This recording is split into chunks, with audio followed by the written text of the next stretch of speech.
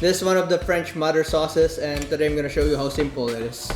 And after this, you can make different sauces now. So right now, I'm heating up the milk, and this is the pot we're gonna use. There's two ways this can go. Some people, they wanna heat up their milk. Some people don't. Some people, they just put it at cold, but you gotta be careful. But I would recommend as a beginner is heat up your milk.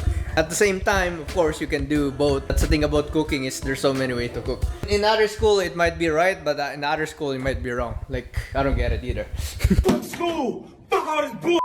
This is the most French common thing that they put it in there is Onyo. I'm gonna put onyo. I love that guy. They season the milk, and that's the best thing about heating up your milk is you can put the seasoning in here. You don't want to boil the milk, it'll ruin the flavors, and you just want it before it boils. So in my case, I'm just gonna measure my ingredient. It's best to measure yours. It's up to you if you don't want to.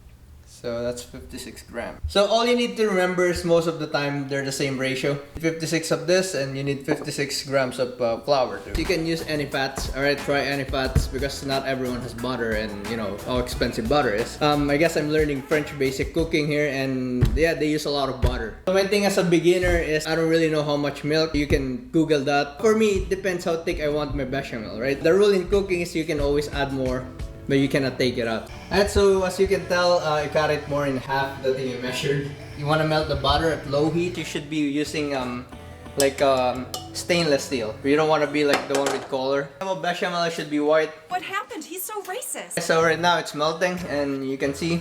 Now I'm just gonna add my flour. Alright, this is just the basic. So you're gonna need the whisk, and you have to whisk that. You're gonna see that type of bits. It should look like that, and it should be sandy. This is the roux, okay? You have to cook the starch for at least a minute before adding some milk. Alright, I don't know if that's the definition of sandy to you, but... And you're gonna really whisk it. You should see it simmering at least, and it's kinda like bubbling. Then now we're gonna add some of our stuff. Alright, so couple at a time, and just whisk it. Because I'm using a hot milk, you gotta be fast. I'm making a mess. So as you can see, it thickens now, the bechamel, right? That's where you're gonna add more milk until you get the desired consistency. Note that my bechamel is kind of colorful. Well, because I put spices in there. So now, you're just gonna simmer that. Simmer that again and again and again. Most people in cooking, they scrape the bottom of that, right? Because sometimes some shit gets stuck in the bottom. I think it's a good idea to do it. Once you reach the consistency of the bechamel you want, you can stop the process and just simmer that. We're cooking the starch, right? You don't want the flour taste, right? Give it a mix once in a while, and yeah, that's our bechamel.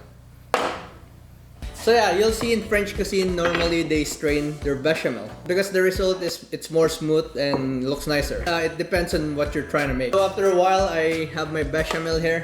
We're gonna strain it in this way because this is the only way I can strain it. Ah shit. I messed up. So yeah, that's how easy it is. Yeah, the next thing I'm gonna show you is I'm gonna make the variation of bechamel. This is what you call a base or small sauce. Well, it's not really a small sauce until you add something with it. So 5 mother sauces in French is literally just like the base. So yeah, this is bechamel, and it's really easy to make. I'm gonna show you more, and yeah, peace out. Bam.